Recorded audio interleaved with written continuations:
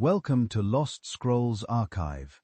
Right now, as you're listening to this, something is flowing through your veins that might not supposed to be there. Not a disease, not a virus, something far stranger. A genetic marker that 85% of humans carry, but 15% don't.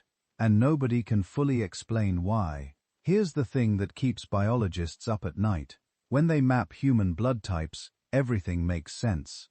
A, B, O, the different combinations, it all traces back through evolution in neat, predictable patterns, except for one thing, the RH factor, or more specifically, the absence of it. If you're RH negative, you're missing a protein that's found in every other primate on Earth. Chimpanzees have it, gorillas have it, orangutans have it, every monkey, every ape, they all carry the RH protein. It's been part of primate blood for millions of years, passed down through countless generations like a genetic heirloom. But then there's you, walking around without it, like someone deleted a piece of code that was supposed to be fundamental to primate biology. Now you might think, okay, so some people don't have a protein, big deal. Genetic variation happens all the time, except this isn't normal variation. This is genetic negative.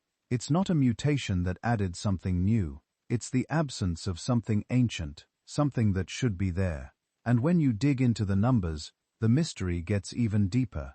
Roughly 15% of the global population is RH negative, but that distribution isn't not even close. In Asia, Charge negative blood is almost non-existent. Less than 1% in some populations. In Africa, the continent where humanity originated, it's equally rare. But in Europe, suddenly the numbers jump 15 to 20% in most populations. And then you get to the Basque people, living in the mountains between Spain and France. And 30 to 35% of them are RH negative, the highest concentration anywhere on Earth. If you're watching this to fall asleep, that's exactly why I make these. So maybe subscribe, and tell me where you are, and what time it is. I love checking the comments. Tokyo at sunrise, Texas at midnight, all exploring the same mystery at once. Here's where it gets really strange. When scientists try to trace our Asian negative blood back through human history, the trail goes cold. It doesn't follow the normal patterns of genetic inheritance. It appears suddenly in the archaeological record, clusters in specific populations, and defies the mathematical models that work for literally every other human trait. Some researchers have suggested it, a random mutation that happened in Europe and spread through isolated populations. But random mutations don't usually delete ancient genetic code. They add to it, modify it, sure, but completely remove a protein that's been part of primate DNA for 25 million years. That's not how evolution typically works. Others point to the medical paradox that we'll explore deeper later. RH-negative mothers can literally reject their own RH-positive babies. The mother's body treats the child like a foreign invader, creating antibodies to attack it. This is called hemolytic disease, and before modern medicine, it killed countless infants. From an evolutionary standpoint, this is insane. A trait that makes reproduction more dangerous should have been eliminated from the gene pool millions of years ago. Instead, it persists. It thrives in certain populations. It concentrates in bloodlines that trace back to some of the oldest cultures in Europe. And then, there are the theories that exist in the shadows of mainstream science.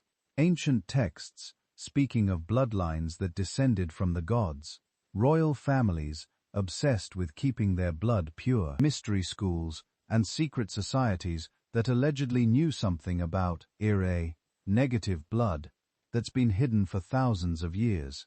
Stories of Atlantis, of the Nephilim, visitors from the stars who left something in our genetic code. We're going to explore all of it. The science, the history, the theories that make academics uncomfortable, and the possibilities that challenge everything we think we know about where we came from. Because somewhere in your blood, there might be a code, a message, an answer to a question humanity has been asking since we first looked up at the stars and wondered if we're alone. Before we dive deeper into why Rh-negative blood is so strange, so anomalous, so utterly mysterious, we need to understand what blood types actually are, because most people walk around knowing their blood type is a positive or O negative without fully having any idea what that actually means. And once you understand the science, the mystery becomes even more profound. Let's start with the basics. The blood group system. This is the fundamental classification that divides all human blood into four main categories: A, B, AB, and O. Simple enough, right? But here's what those letters actually represent. They're describing specific proteins called antigens that sit on the surface of your red blood cells. Think of antigens as identity markers, molecular flags that tell your immune system, this cell belongs here. This is part of me. Don't attack it. If you have type A blood, your red blood cells are covered with A antigens. Type B blood has B antigens. Type A has both A and B antigens on the same cells. And type O, the most common blood type worldwide, has neither A nor B antigens, just bare red blood cells without these specific markers. Now, your body isn't stupid. It knows what antigens it's supposed to have, and it creates antibodies against any antigens it doesn't have. This is crucial. If you're type A, your immune system produces antibodies against type B blood. Your body would recognize type B antigens as foreign invaders and attack them viciously. This is why blood transfusions can be deadly if the types don't match. You're not just mixing fluids. You're introducing cells with foreign identity markers into a system that's programmed to destroy anything it doesn't recognize. Type O blood is called the universal donor because it has no A or B antigens, nothing for the recipient's immune system to attack. Type AB is the universal recipient because people with AB blood don't produce antibodies against either A or B antigens. Their immune systems recognize both as friendly, but this is just the first layer. The system is relatively straightforward, discovered in 1901 by Karl Landsteiner, who basically invented the concept of blood types. He noticed that mixing blood from different people sometimes caused violent clumping, reactions, and sometimes didn't. Within a few years, he'd worked out the classification that's still used today. Then in 1940, things got more complicated. Landsteiner and his colleague Alexander were doing research with rhesus monkeys. They were injecting monkey blood into rabbits and guinea pigs to study immune responses. And they discovered something unexpected. The rabbit immune systems were producing antibodies against a protein that appeared on the surface of rhesus monkey red blood cells. When they tested human blood, they found that about 85% of people had this same protein. The other 15% didn't have it at all. They called this the rhesus factor, after the monkeys they'd been studying, RH for short. If you have the protein, you're Rh positive. If you don't, you're Rh negative.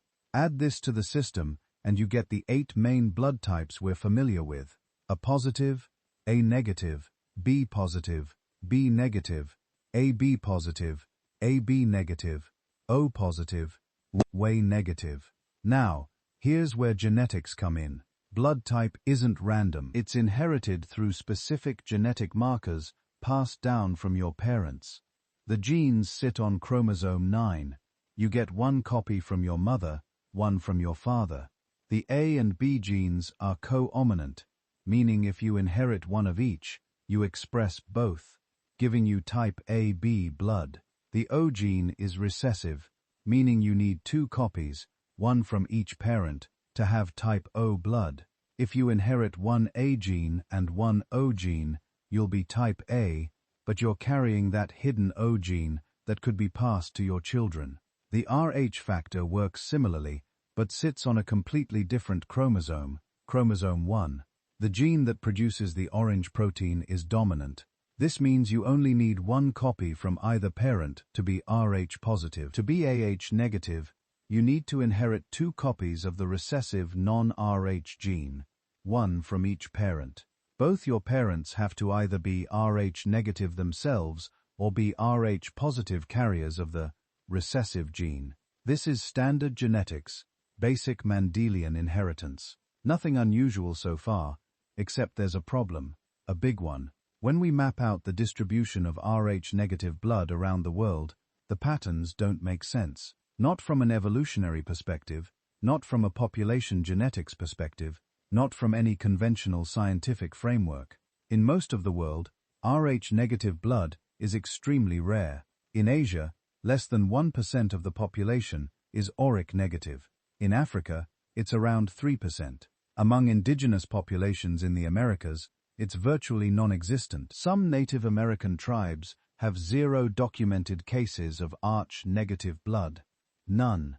In a population of millions across thousands of years, this genetic variant simply isn't present. But in Europe, suddenly 15 to 20% of the population is RH-negative. In some regions, it's even higher. Among the Basque people of northern Spain and southern France, up to 35% are RH-negative, more than 1 in 3. This is not normal genetic distribution. This is not what you'd expect from a random mutation spreading through populations over time. Here's why this matters. In evolutionary biology, there's a principle called negative selection. Traits that reduce survival or reproduction get weeded out over time. They don't stick around. They definitely don't spread to significant portions of the population. And negative blood has a massive evolutionary disadvantage built right into it. It's called hemolytic disease of the newborn. And we'll get into the horrifying details in the next section, but the short version is this. When an RH-negative mother carries an RH-positive baby, her immune system can attack the fetus as if it were a foreign invader. Without modern medical intervention, this condition killed enormous numbers of babies throughout human history. Second pregnancies, third pregnancies, the danger increased with each child. Any genetic trait that causes mothers to attack their own babies should have been eliminated from the gene pool tens of thousands of years ago. It's one of the strongest possible selection pressures. Women with this trait would have fewer surviving children. Their genetic lines would dwindle and disappear. Yet RH-negative blood isn't disappearing. In some populations, it's thriving. This shouldn't be possible. Not according to standard evolutionary theory. Not unless RH-negative blood came with some massive survival advantage that offset the reproductive disadvantage. Some benefit so profound that it was worth losing babies to keep this trait in the population. But here's the thing. Nobody has found that advantage. Decades of research, thousands of studies, and the scientific community still can't explain what evolutionary benefit RH-negative blood provides. There are theories, educated guesses, but nothing conclusive, nothing that fully explains why this trait exists, why it's concentrated in specific populations, why it hasn't been selected out of existence. And it gets stranger. The RHINE itself, the thing that RH-positive people have and RH-negative people lack, isn't some minor molecular detail. It's a complex protein that plays important roles in maintaining red blood cell structure and possibly in transporting gases across cell membranes. Most mammals have it. Primates have it. Our evolutionary ancestors had it. The genetic evidence suggests that having the RH protein is the ancient original condition. The default setting for human blood going back millions of years, which means RH-negative blood isn't just rare, it represents a deletion, a loss of genetic information that most of the human family tree possesses. Somehow, somewhere in our past, a group of humans lost the ability to produce this protein, and instead of dying out, they thrived. At least in certain parts of the world, they thrived so successfully that their descendants now number in the hundreds of millions. This is where the scientific explanations start getting uncomfortable, where mainstream genetics runs into questions it can't quite answer. Population bottlenecks can sometimes preserve unusual genetic variants through pure chance. Small, isolated populations can develop unique traits through genetic drift. These are real phenomena, documented and understood, but they don't fully explain the RH-negative distribution pattern. They don't explain why it's so common in Europe and so rare everywhere else. They don't explain why it persists despite the massive reproductive disadvantage. Some researchers suggest that RH-negative blood might have provided resistance to certain diseases, parasites, that were common in ancient Europe but rare in other parts of the world maybe. But nobody has found definitive evidence. Others propose that RH-negative individuals might have had some cognitive or physical advantage, some trait that made them more successful despite the pregnancy complications. Again, maybe, but the data isn't there. What we're left with is a mystery wrapped in science, a genetic trait that violates the normal rules of evolutionary selection, concentrated in specific populations for reasons we don't fully understand, causing medical complications that should have eliminated it from the gene pool millennia ago. The science can describe what RH-negative blood is, how it's inherited, what proteins are present or absent, but it struggles to explain why. Why does this exist? Where did it come from? And why, despite everything working against it, has it survived? These are the questions that open the door to alternative theories, to ideas that sit outside mainstream science, to possibilities that sound like science fiction until you realize that the conventional explanations aren't actually explaining anything. They're just describing the mystery in increasingly technical language. When the science can't answer the basic question of origin, when the evolutionary math doesn't add up, that's when people start looking for other answers. And some of those answers, as we're about to explore, are far stranger than anything you'd find in a genetics textbook. Here's where things get really disturbing. Not ancient history disturbing, not theoretical disturbing, immediate measurable happening in hospitals right now. Disturbing because RH-negative blood doesn't just sit there being unusual. It actively tries to destroy RH-positive life. Let me explain what happens when an RH-negative woman becomes pregnant with an RH-positive baby. And trust me, this is where the mystery stops being academic and starts being visceral. The first pregnancy usually goes fine. The mother's immune system doesn't know anything unusual is happening. Her blood and the baby's blood remain separated by the placental barrier. Two different circulatory systems. No mixing, no problems. She carries the baby to term, delivers. Everything seems normal, but during delivery, something happens. Birth is messy. Blood mixes. Sometimes it's a lot. Sometimes it's just a few cells, but it's enough. The mother's immune system, which has been quietly doing its job for 9 months, suddenly encounters something it's never seen before. RH-positive blood cells. Cells that carry the D antigen. Cells that to her immune system look exactly like foreign invaders. And her body responds the way it's supposed to respond to foreign invaders. It attacks. Within days, her immune system has memorized the shape of that D-ant antigen.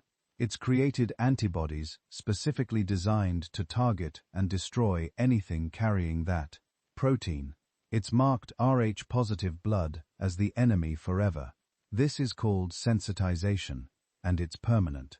Once an RH-negative mother has been sensitized to RH-positive blood, her immune system never forgets. It's locked and loaded, ready to respond instantly if it ever encounters that antigen again. Now she gets pregnant a second time, another RH-positive baby, but this time her immune system knows what it's looking for. Those antibodies, small enough to cross the placental barrier, begin flowing into the baby's bloodstream, and they start destroying the baby's blood cells systematically, relentlessly. This is called hemolytic disease of the newborn. Hemolytic meaning the destruction of blood cells. The baby's own blood is being attacked by its mother's immune system. Think about how fundamentally wrong this is. Pregnancy is supposed to be the most protected state in nature. Evolution has built thousands of mechanisms to ensure successful reproduction. The placenta is a biological marvel, carefully regulating what passes between mother and self. The maternal immune system is specifically suppressed during pregnancy to prevent rejection of the fetus, which is, after all, carrying foreign DNA from the father. But with RH-incompatibility, all of those protective mechanisms fail. The mother's antibodies slip through the placental barrier like it's not even there. They latch onto the baby's red blood cells and mark them for destruction. The baby's spleen, trying desperately to compensate, goes into overdrive, producing new blood cells, but it can't keep up. The baby becomes anemic, severely anemic. Its heart has to pump harder to deliver oxygen with fewer red blood cells. The heart enlarges, struggling under the load. The liver and spleen swell as they try to produce more blood cells and process the debris of the dark, destroyed ones. Fluid begins accumulating in the baby's tissues. This condition is called hydropsphalis, and before modern medicine, it was usually fatal. But even if the baby survives to birth, the crisis isn't over. All those destroyed blood cells break down into bilirubin, a yellow pigment that the baby's immature liver can't process fast enough. Bilirubin levels spike. The baby's skin turns yellow, then orange. This is severe jaundice, and if it's not treated immediately, the bilirubin crosses into the brain. It deposits in the basal ganglia, causing permanent neurological damage, cerebral palsy, hearing loss, developmental delays, or death. This is conocurus, and it's as terrible as it sounds. For thousands of years, RH-negative mothers watched their second, third, fourth children die, and nobody knew why. Healthy pregnancies ending in stillbirth, or babies that lived for a few days before succumbing to complications that seemed to come from nowhere. It must have seemed like a curse. And in rural communities where RH-negative blood is more common, it was a curse that happened over and over. The medical establishment didn't even understand what was happening until the 1940s. Researchers finally figured out the mechanism, identified the antibodies, understood the progression, but understanding didn't mean they could stop it. For another 20 years, doctors could diagnose hemolytic disease, but couldn't prevent it. They could do exchange transfusions on newborns, replacing the baby's RH-negative blood with RH-negative blood to remove the maternal antibodies. It saved some babies, but it was dangerous, expensive, and traumatic. Then, in the 1960s, researchers developed ROGAM, an injection of RH antibodies given to RH-negative mothers right after delivery. The injected antibodies would destroy any fetal blood cells that had entered the mother's circulation before her own immune system could react. It prevented sensitization. One injection after each pregnancy, and subsequent babies were protected. It was a medical miracle. Within a decade, hemolytic disease of the newborn went from a major cause of infant mortality to a largely preventable condition. But here's the question that should keep you up at night. Why does this mechanism exist at all? Evolution is ruthless, but it's not stupid. Traits that harm reproductive success get eliminated fast. A blood type that causes mothers to destroy their own babies should have been selected out of the genre population millions of years ago. It's the most fundamental evolutionary failure imaginable. Reproduction is the only thing that matters in evolutionary terms. Survive, reproduce, pass on your genes. A trait that interferes with reproduction is evolutionary suicide. Yet RH-negative blood persists. It's not going away. In some populations, it's the majority blood type. This doesn't make sense. Unless RH-negative blood appeared recently, too recently for evolution to eliminate it, or unless it appeared suddenly, not through gradual mutation, but through some other mechanism, something that introduced an incompatible blood type into the human population all at once. Because here's what makes this even stranger. This kind of blood incompatibility doesn't really exist anywhere else in nature. Sure, different species can't exchange blood.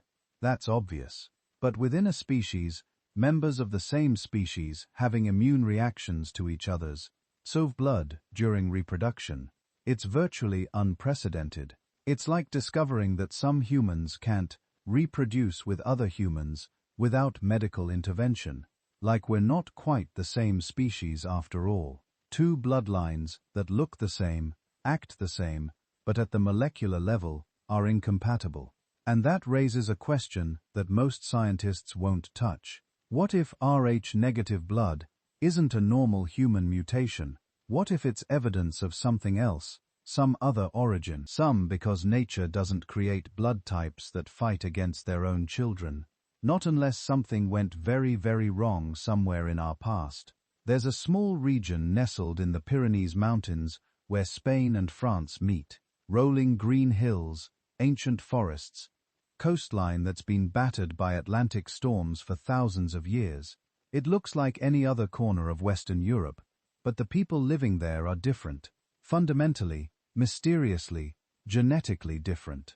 They're called the Basque, and they represent one of the most profound biological mysteries in human history. Here's what we know. Among Basque populations, up to 35% carry RH-negative blood. In some isolated Basque villages, that number climbs even higher, approaching 40%. For context, the global average is around 15%.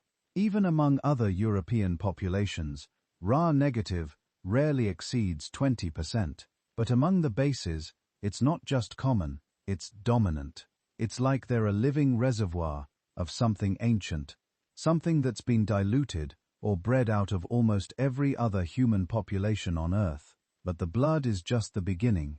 The Basque speak a language called Euskara, and it's unlike anything else in Europe, not similar to Spanish, not related to French, not connected to any Indo-European language family at all. Linguists have been studying Euskara for centuries, and they cannot find relatives. It doesn't descend from Latin, like the Romance languages. It doesn't share roots with Germanic or Slavic tongues. It's not related to the Celtic languages that once dominated Western Europe. It's an isolate, a linguistic island that has no known connections to any other language on the planet. Think about what that means. Every language in Europe, from Portuguese to Russian, from Greek to Norwegian, they're all part of language families. You can trace them back, find common ancestors, map their evolution over thousands of years, but just sits there defying every attempt at classification. It's like finding a species of bird that doesn't fit into any known family, genus, or order. It exists, but it shouldn't. At least not according to everything we know about how languages evolve and spread. Some linguists have proposed distant connections to languages in the Caucasus Mountains, thousands of miles away. Others have suggested links to ancient Iberian languages that died out before the Romans arrived. But none of these theories have gained wide acceptance because the evidence is too thin, the connections too speculative. The most honest answer linguists can give is that we simply don't know where Kara came from. It's been there in the Pyrenees for as long as we have written records, and probably far, far longer. The genetic evidence makes things even stranger. When researchers analyze Basque DNA, they find patterns that don't match their neighbors. Modern Spaniards and French show clear signs of multiple population migrations, layers of genetic influence from Celts, Romans, Visigoths, Arabs, all the groups that swept across Europe over the last few thousand years. But the Basques' remarkable genetic continuity, their DNA suggests they've been in the same region for an extraordinarily long time, largely isolated from the waves of migration that transformed the rest of Europe. Population geneticists talk about founder effects when a small, isolated group maintains distinct genetic characteristics because they don't interbreed much with outsiders. The Basques show one of the strongest founder effects in Europe. It's like they set up shop in the Pyrenees thousands of years ago and then just stayed put whilst the rest of the continent was invaded, conquered, and genetically transformed over and over again. Archaeological evidence supports this picture of deep antiquity. The Basque region shows continuous human habitation stretching back into the Paleolithic. Cave paintings in places like Altamira, created over 30,000 years ago, show that humans were living in these mountains during the last ice age. We can't prove those ancient artists were ancestors of modern bases, but the genetic and linguistic evidence suggests an unbroken line of occupation that might stretch back that far. Some researchers propose that the bases are descendants of the original hunter-gatherers who populated Europe before the arrival of Indo-European speaking farmers around 5,000 years ago. When agriculture spread across the continent, it brought new languages, new genes, new ways of life that largely replaced or absorbed the earlier hunter-gatherer populations. But in the Pyrenees, maybe the old ways survived. Maybe the mountains provided enough isolation that the original inhabitants could resist or avoid the waves of change that transformed everywhere else. This would explain the language. If Euskara is a descendant of languages spoken in pre-Indo-European Europe, then of course it wouldn't match anything else. All its relatives went extinct thousands of years ago, replaced by the languages of incoming farmers and herders. The Basques would be linguistic time capsules, preserving a way of speaking that dates back to when Europe was populated by hunter-gatherers.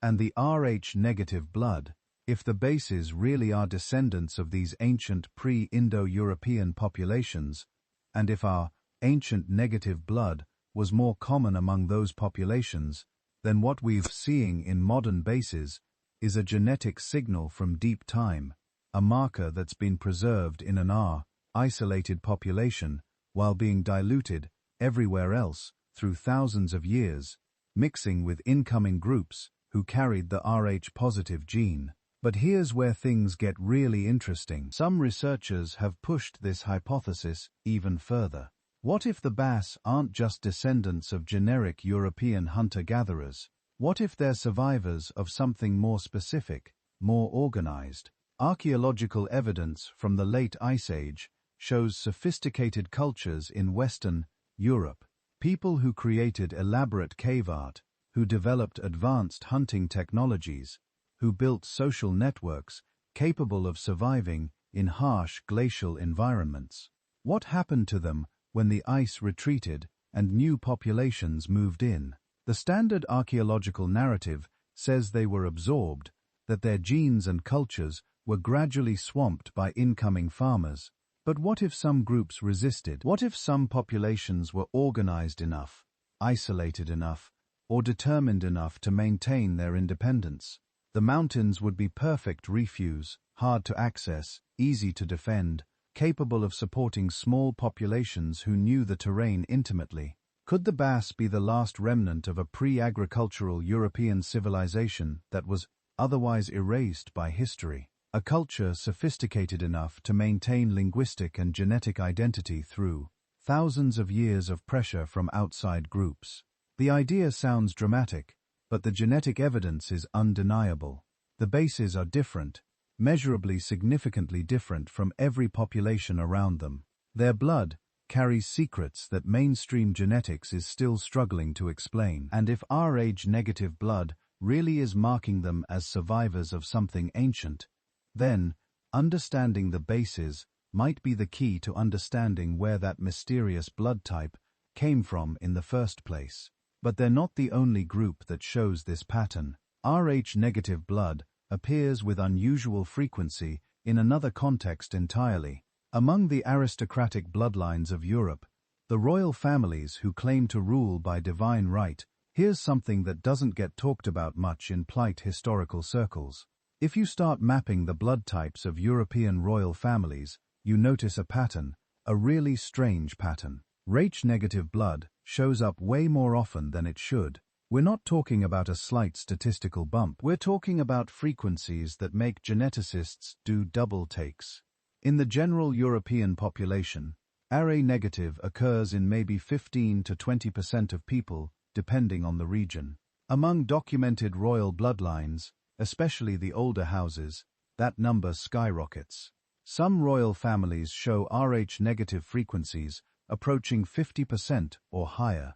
That's not normal. That's not random genetic drift. That's something else entirely. Let's start with the most obvious question. Why were royal families so obsessed with bloodlines? And we're not talking about casual preference here. We're talking about obsession that lasted thousands of years, that shaped the entire political structure of Europe, that led to wars and assassinations, and the restructuring of entire kingdoms. The official explanation is simple enough. Royals wanted to preserve their claim to power, keep wealth concentrated, maintain alliances between powerful families. All true, all documented. But here's what's interesting. The language they used wasn't about politics or economics. It was about blood. Pure blood. Royal blood. Blood that was fundamentally different from commoner blood. Blue blood. They talked about their lineages like they were protecting something precious. Something that would be diluted or contaminated by mixing with ordinary people. Listen to how they described it in their own words. The divine right of kings didn't just mean God chose you to rule. It meant you carried something in your veins that made you fundamentally different from everyone else. Something inherited, something biological, something that couldn't be faked or acquired. You either had it or you didn't. Now the practice of royal intermarriage becomes really interesting when you look at it through this lens. For centuries, European royalty married almost exclusively within a tiny pool of families. Cousins married cousins, uncles married nieces. The family trees of European monarchy aren't trees at all. They're tangled webs where the same names appear over and over, looping back on themselves in ways that would make any modern geneticist extremely nervous. The Habsburg dynasty became infamous for this. The Spanish Habsburgs practiced such intensive interbreeding that by the end of their line, Charles II of Spain was more inbred than the offspring of direct siblings. His genome showed a coefficient of inbreeding of 25%. For context, the child of a brother and sister has a coefficient of 25%. Charles was the product of generations of this practice. He was severely disabled, couldn't chew his own food, probably couldn't father children, and the dynasty died with him in 1700. The official explanation is that royals didn't understand genetics, that they were just trying to keep power concentrated and accidentally destroyed themselves through ignorance. Maybe, but here's the thing, they kept doing it, even when the effects were obvious, even when children were being born with severe disabilities, even when entire royal lines were dying out. They kept restricting their breeding pool to an impossibly small group of families. Why? What were they trying to preserve? The term blue blood itself is fascinating. The Spanish phrase sangria supposedly came from the pale skin of Spanish nobility, where you could see blue veins beneath the surface, unlike the darker-skinned Moors who had mixed with the common population. That's the standard explanation. But some researchers have pointed out something strange.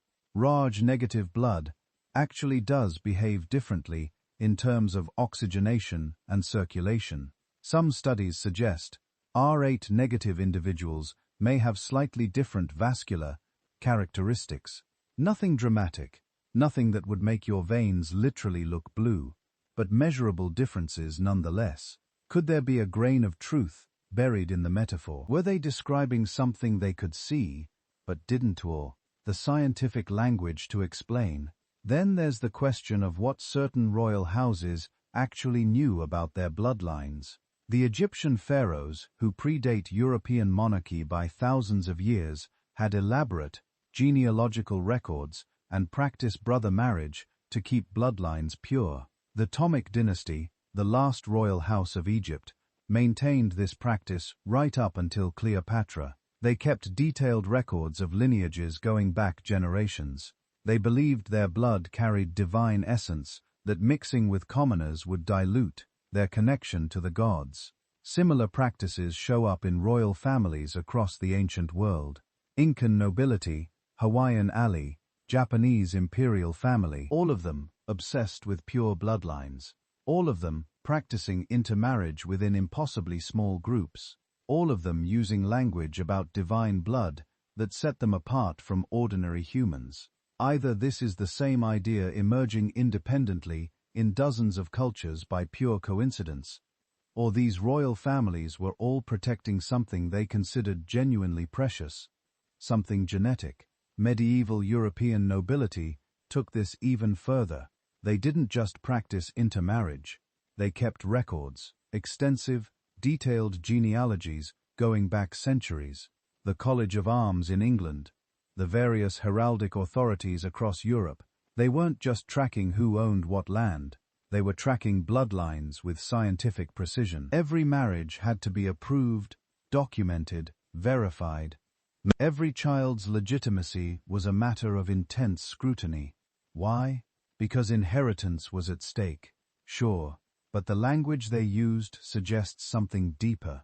They talked about blood being polluted, contaminated, corrupted, by mixing with common stock. They described noble blood as if it were a substance that could be diluted, that existed in concentrations that had properties worth preserving at enormous cost.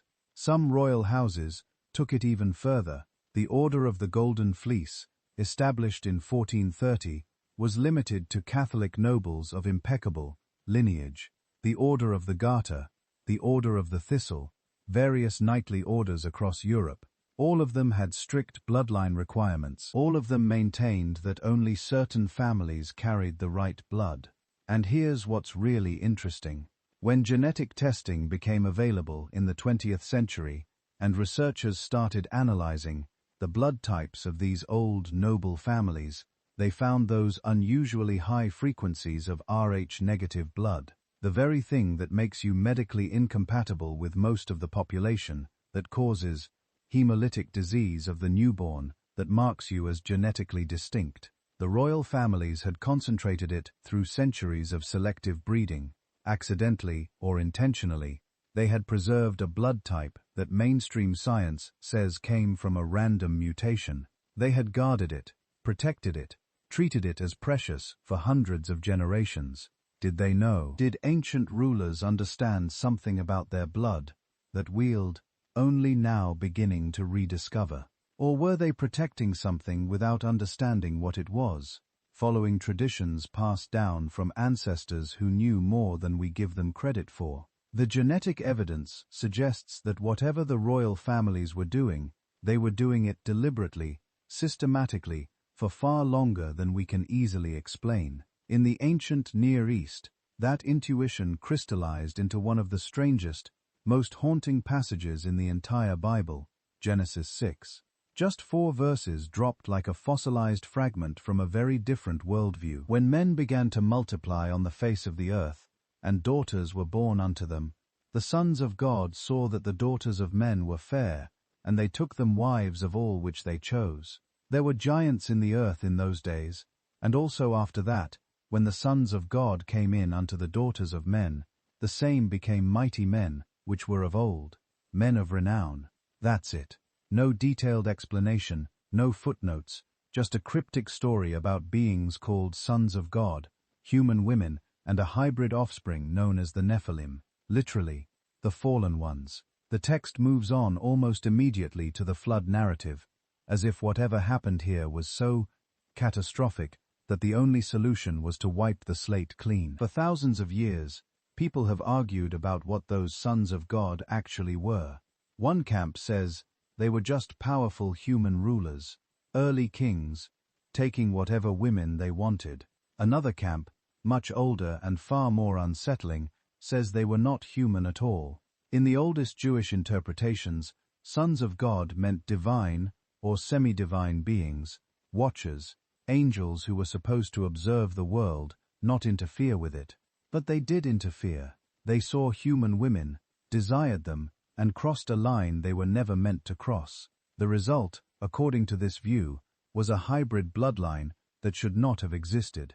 A bloodline the rest of humanity could not easily absorb, biologically or spiritually. This is where the Nephilim theory of RH-negative blood starts to take shape. Modern proponents of this idea look at Genesis 6 and see more than myth.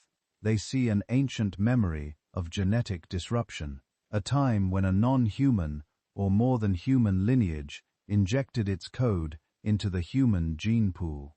A lineage that in this theory might still be expressing itself today in a tiny percentage of people whose blood doesn't play by the normal rules.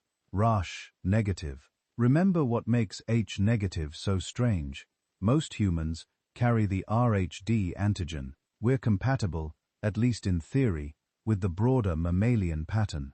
But Rh-negative blood lacks that antigen entirely. And when Rh-negative mothers carry Rh-positive babies, the mother's immune system can treat the child's blood as a hostile intruder. It's as if on a molecular level, something is saying, "This is not me. This is not my kind." The Nephilim hypothesis flips that script.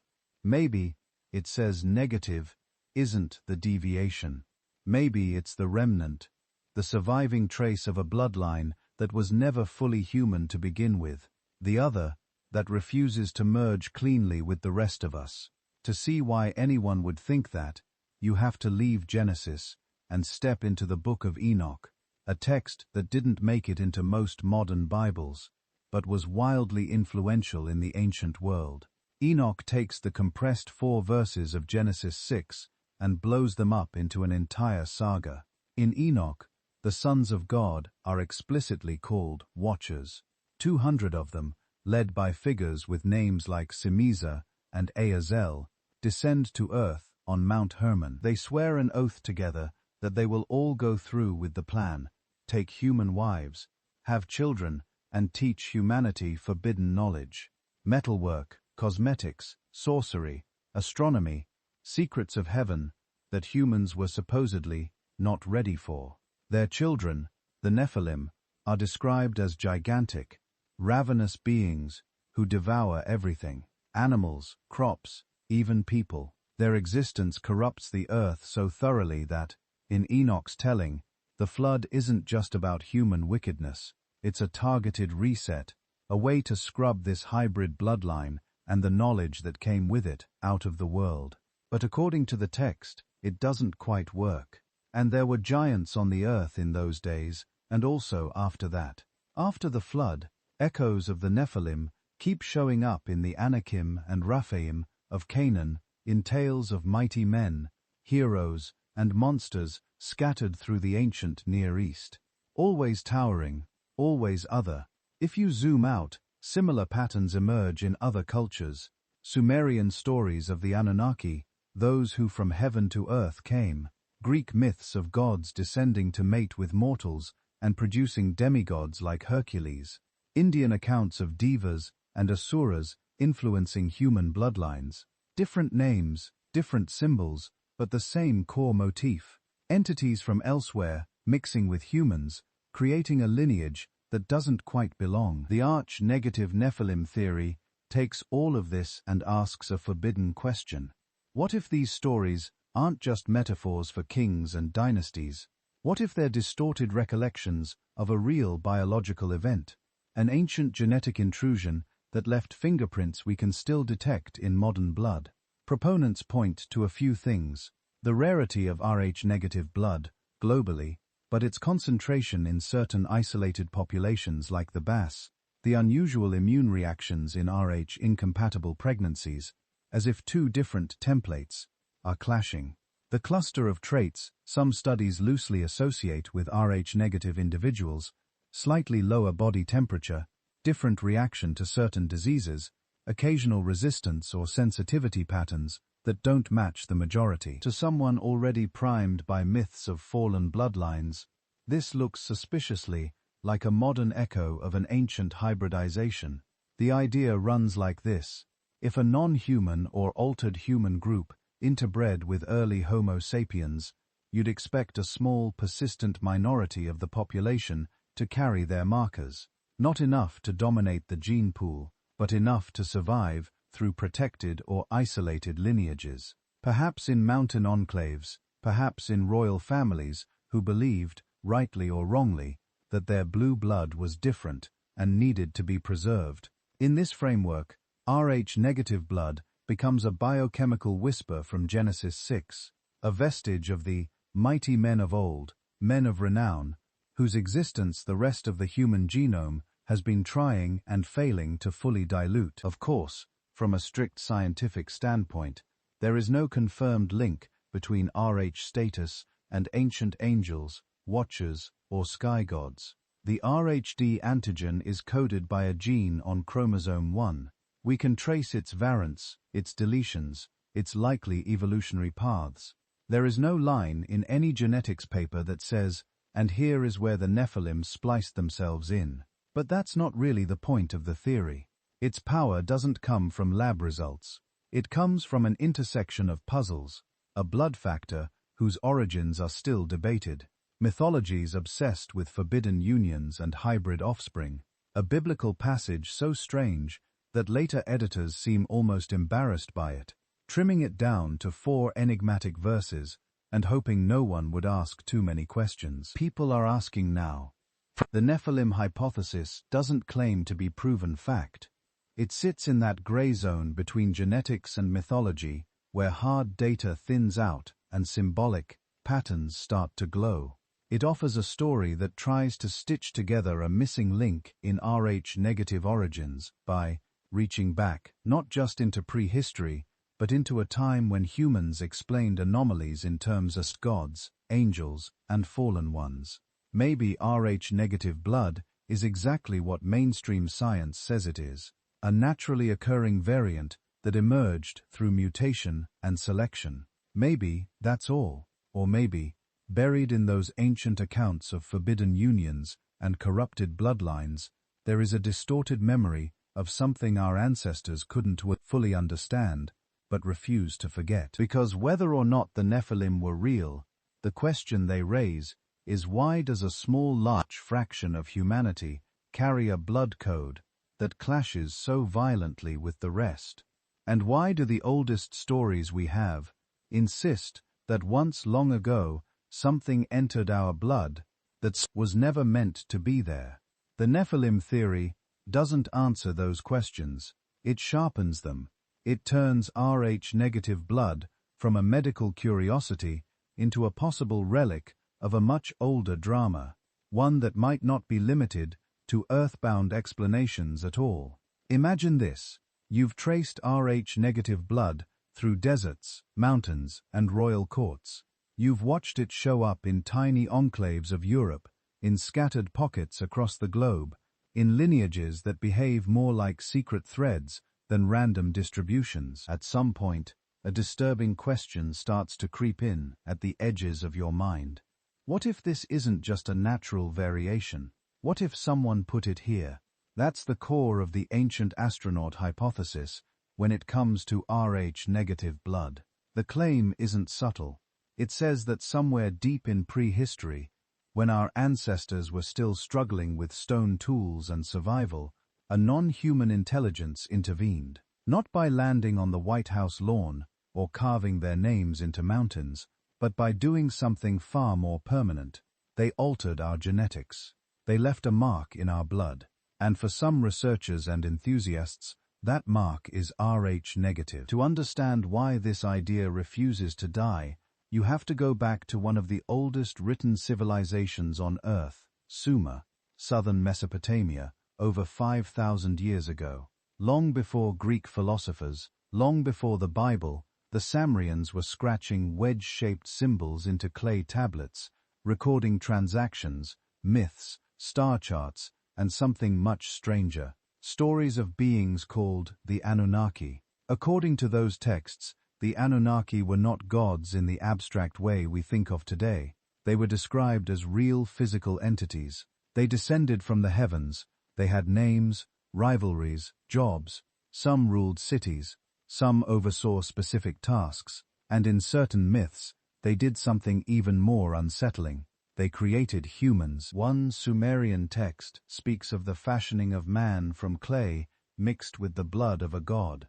In another, divine beings complain about hard labor, about digging canals and tending fields until a decision is made. Make a worker race, a species that can do the heavy lifting, not as equals, but as servants. Read those stories metaphorically, and they're just myths, early attempts to explain where we came from. read them literally, and they sound disturbingly like a genetic engineering project. This is where Zaya Sitchin enters the picture. In the 1970s, Sitchin published a series of books arguing that the Sumerian Anunnaki were not just mythological deities, but flesh and blood extraterrestrials from a distant planet he called Nibiru. He claimed they arrived on Earth hundreds of thousands of years ago, mined its resources, and at some point decided to create a hybrid species using their own genetic material and that of a primitive hominin already living here. In Sitchin's telling, humans are not just products of slow, blind evolution. We're an engineered workforce, a created species, a bioproject. Now, Sitchin never focused heavily on Rh-negative blood himself, but his framework became the perfect container for a new twist. If the Anunnaki gave us their genes, maybe those genes still show up as anomalies in our biology. Maybe the Rh-negative factor is one of those anomalies, a relic of an off-world contribution to our DNA. Think about what Rh-negative actually does. Most human pregnancies are biologically cooperative. The mother's body supports the fetus, treats it as part of herself, guides it safely into the world. But in an Rh-incompatible pregnancy, something else happens. The mother's immune system can see the fetus as foreign, as intruder, as other.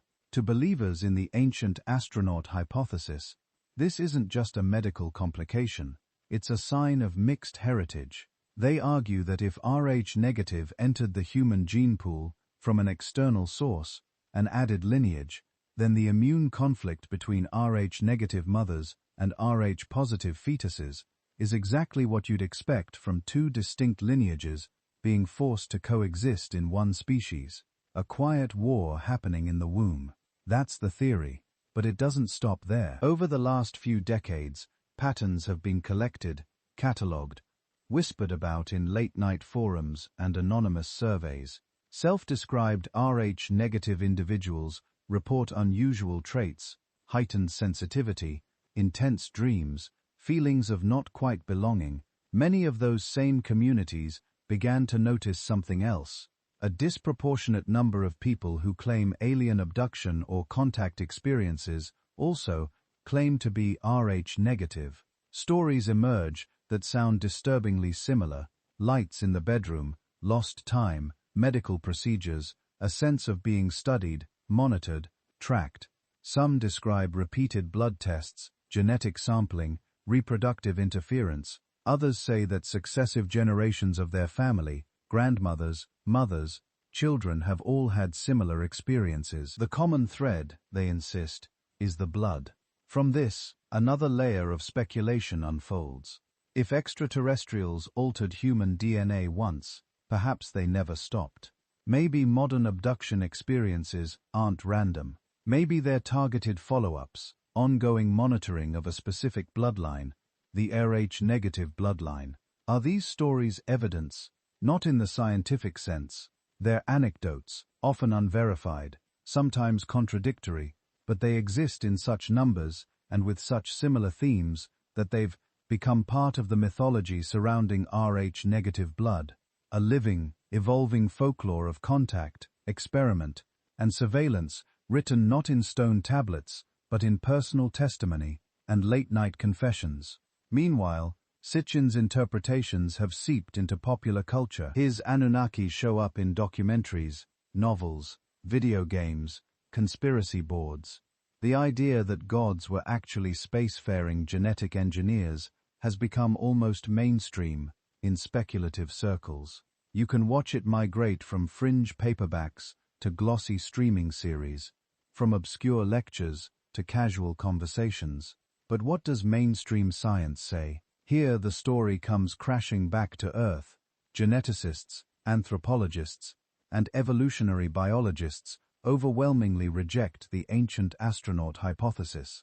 They point out that H-factor differences can be explained by known evolutionary mechanisms: random mutation, genetic drift, founder effects, selection pressures we don't fully understand yet. They remind us that incompatibility between mother and fetus shows up in other species too.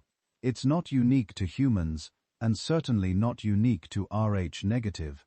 They'll tell you that the Sumerian texts are religious and political documents written in a symbolic language that doesn't map neatly onto modern science fiction. They'll note that Sitchin's translations and interpretations have been criticized heavily by professional Assyriologists who argue that he distorted or misread key terms to fit his narrative. To them, the Anunnaki are deities, not astronauts. The blood of a god is mythic language, not a lab protocol.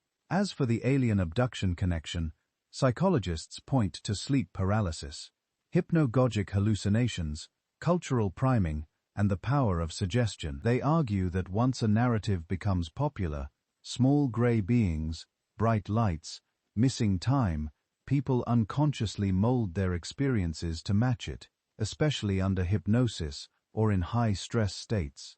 And they'll say that any correlation between Rh-negative blood and abduction claims could simply be statistical noise amplified by confirmation bias. So where does that leave you? On one side, you have ancient texts describing non-human beings shaping mankind. You have a strange blood factor that behaves differently from the norm, that can make mother and child biologically incompatible. You have clusters of folklore and modern testimony tying Rh-negative individuals to stories of contact and interference. On the other side, you have a scientific framework that so far finds no need to invoke extraterrestrials. Mutations happen, blood types vary, myths exaggerate, minds misfire. The ancient astronaut hypothesis lives precisely in that gap, in the space between what we can prove and what we can't quite explain. It takes the anomalies, the Samrian gods who behave like engineers, the blood that refuses to fully cooperate, the people who insist something is visiting them, and threads them into a single narrative. You're not entirely of this earth. Is that narrative true? We don't know.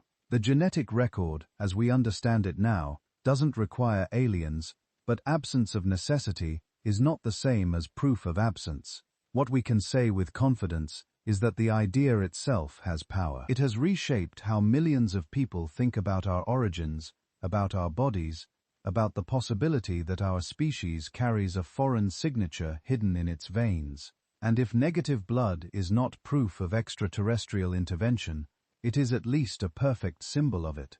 A quiet, stubborn anomaly, a code that doesn't quite fit. A reminder that even in something as seemingly ordinary as a blood test, there may be mysteries deep enough to make us question what it really means to be human. Because whether written on clay tablets, etched into myth, or pulsing through your arteries, the same unsettling question keeps returning. Whose blood exactly are we carrying? And if there was a second hand on the wheel of our evolution, what else might it have left behind? Now, take everything we've talked about so far, genetic bottlenecks, scattered survivor groups, strange pockets of ancestry that refuse to blend in, and stretch that story forward in time. Imagine that somewhere between those Ice Age migrations and the rise of the first known civilizations, one culture pulls ahead of the rest. Not just a little bit, a lot. This is where Atlantis walks onto the stage. The idea sounds like pure myth, a glittering island empire, impossibly advanced, swallowed by the sea in a single terrible day and night. But buried inside that story is a question that refuses to die. What if Atlantis, whatever it really was, left more behind than ruined cities on the ocean floor? What if it left people, bloodlines, a genetic fingerprint that still shows up in a small, stubborn fraction of the population? This is the hypothesis some researchers whisper about when they talk about Rh-negative blood. First, the pattern. When you map Rh-negative frequencies across the world, something strange happens. You don't get an even spread, you get clusters, hotspots. The highest concentration is in the Basque country, tucked between Spain and France on the Atlantic coast. But it doesn't stop there. Elevated levels ripple outward along the old seafaring margins of Western Europe, coastal Brittany, parts of Ireland and the British Isles, the Atlantic-facing edges of Portugal and northern Spain, then scattered echoes along other Atlantic routes, pockets in North Africa, traces in former Phoenician and later maritime trading hubs. It looks less like a random distribution and more like the wake of something that moved along, the Atlantic Rim. Now put that map next to another one, the one in Plato's description. Plato gives us the earliest written account of Atlantis in his dialogues to Maius and Critias. He claims he's passing on a story preserved by Egyptian priests, a mighty maritime power beyond the Pillars of Heracles, what we call the Strait of Gibraltar, commanding islands and coastal territories on both sides of the Atlantic approaches, a culture with advanced engineering, monumental architecture, and a navy that could cross oceans. Then, after a period of moral decline, a cataclysm, earthquakes, floods, the entire power base vanishing beneath the sea. Most academics will tell you Plato was constructing a moral allegory, a thought experiment about ideal states and their corruption. But then there's that maddening detail. The geography he describes sits precisely where later oceanographers would identify some of the most unstable tectonic and volcanic zones in the Atlantic, places where entire land masses could under the right conditions be uplifted or drowned. And then there's the timing. Plato dates Atlantis to about 9,000 years before Solon, the Athenian lawgiver who supposedly heard the story in Egypt. That drops us roughly around 11,600 years ago, right at the tail end of the last ice age, right when sea levels were rising fast, right when coastlines everywhere were being redrawn, swallowing river valleys, low islands, and coastal plains that had been habitable for thousands of years.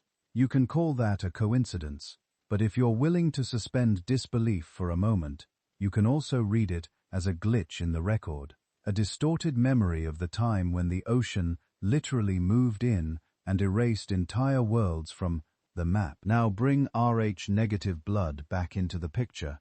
The Atlantis bloodline hypothesis goes like this. Before the final meltwater pulses and sea level rise, there existed a networked coastal civilization, not necessarily one glittering city with crystal towers, but a chain of advanced settlements, strung along the Atlantic margins on now drowned shelves off Iberia, North Africa, maybe even the mid-Atlantic islands. They were seafarers, traders, technologists of their time, whatever that technology looked like 12,000 years ago, and they carried a distinctive genetic marker, a higher frequency of RH-negative blood. Then the flood came. Not a single Hollywood wave, but centuries of rising seas, punctuated by violent storms, earthquakes, and local tsunamis. Ports vanished. Low plains disappeared. Whole populations were forced inland. Those coastal elites, those sailors, those engineers, scattered. Some fled north along the European Atlantic coast. Some crossed into the Mediterranean. Some drifted south along the African shore. In each new refuge, they interbred with local hunter-gatherers and early farmers, leaving diluted traces of their original gene pool. If that happened, you'd expect to see exactly what we see now. An oddly high concentration of a rare blood type in a few isolated coastal pockets, especially in regions like the Basque country, where language and culture also look strangely ancient and resistant to outside influence. This is where Cro-Magnon enters the story. Cro-Magnon is the name once given to the earliest clearly modern humans in Europe, anatomically modern Homo sapiens, arriving from Africa and the Near East and spreading into ice. Age Europe tens of thousands of years before our supposed Atlantis window. Fossils associated with these populations show up in France, Spain, and across Western Europe. And here's the twist. Some of those skulls and skeletal remains from Atlantic Europe have cranial and facial features that to some researchers look eerily similar to later populations in the Basque region. The Cro-Magnon migration theory, when blended with the Atlantis hypothesis, suggests a layered story. First wave, early modern humans pouring into Europe during the Upper Paleolithic, adapted to cold, harsh environments, hunting megapora along the Atlantic fringe. Second wave, much later, near the end of the Ice Age, a more organized, possibly semi-maritime culture emerging on those same coasts as glaciers retreat and resources explode. This second wave, our hypothetical Atlanteans, builds on the genetic and cultural foundation of those early Cro-Magnon Europeans. If a subop among them carries RH-negative at higher frequencies, and if that subop is heavily concentrated in seafaring coastal communities, then when catastrophe hits, their descendants would be the ones forced to migrate along the very routes where we now see RH-negative clustering. The Basque anomaly starts to look less like an isolated oddity and more like a surviving island in a genetic storm. Basque stand out not just for their RH-negative frequencies, but for their language isolate. Euskara, which appears to have no clear relatives among Indo-European tongues. Their folklore hints at ancient mountain refuges, older gods, and a deep connection to the land and the sea. If there really were Atlantean survivors, people pushed inland and upward by rising seas, Basque territory, the rugged Pyrenees, and nearby coasts would be exactly the kind of place you'd expect them to dig in and endure. And they're not alone. Other Atlantic-facing populations, certain Celtic groups in Ireland and Britain, fragments in Brittany and Portugal, show elevated H-negative levels, faint echoes of the same pattern. Some legends from these regions also speak of lands lost to the sea, sunken kingdoms, drowned cities whose bells can still be heard beneath the waves on stormy nights. Folklore is not evidence, but sometimes it's a map pointing to traumas so old that only stories remember them. Of course, mainstream genetics doesn't endorse an Atlantean bloodline. RH-negative can be explained as a mutation that rose in frequency through drift, selection, or both. The distribution could be shaped by farming expansions, isolation, random founder effects. All of that is plausible. All of it is backed by data. Yet the pattern along the Atlantic still feels suggestive. A rare trait clustered along old maritime routes. A series of legends about a lost coastal civilization destroyed by rising seas. A philosophical text by Plato that just happens to peg its destruction to the exact end of the last ice age. A mountain people with an ancient language sitting at the center of the highest RH-negative hotspot on Earth. Maybe these are disconnected facts, stitched together by human pattern-seeking. Maybe Atlantis is just a story, and RH-negative is just a quirk of hemoglobin genetics. Or maybe, buried somewhere in the tangled roots of our ancestry, there really was a civilization that pushed ahead too early, built its world too close to the shifting edge of the sea, and paid the price when the ice melted. If that's true, our negative blood wouldn't just be a medical curiosity.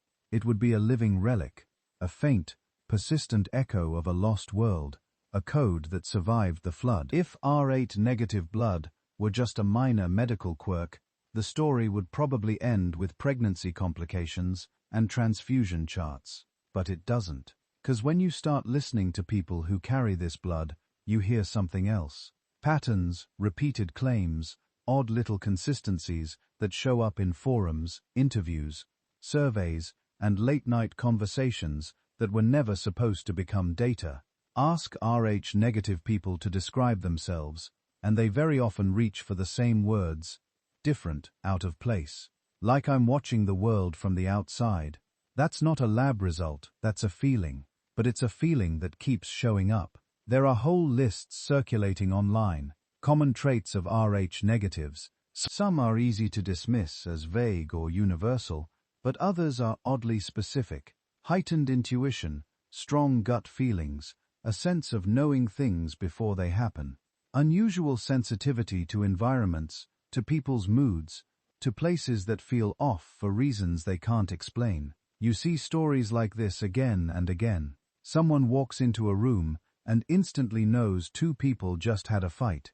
Even if they're smiling, someone avoids a road for no rational reason, and later hears there was a deadly accident there at the time they should have been passing through. For most people, this goes in the coincidence file. For some RH-negatives, it's just another Tuesday. Dig deeper, and the reports get stranger. Psychic sensitivity, vivid, almost hyper-real dreams. Episodes of déjà vu that feel less like I'm 4, and more like I remember this decision from another timeline.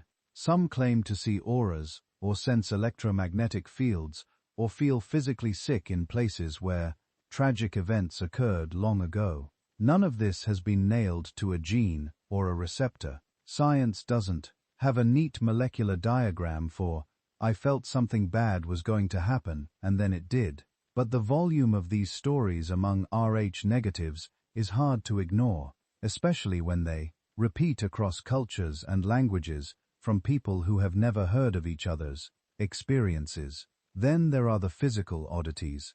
Rh negatives often report a slightly lower than average body temperature, not hospital emergency low, just off 97.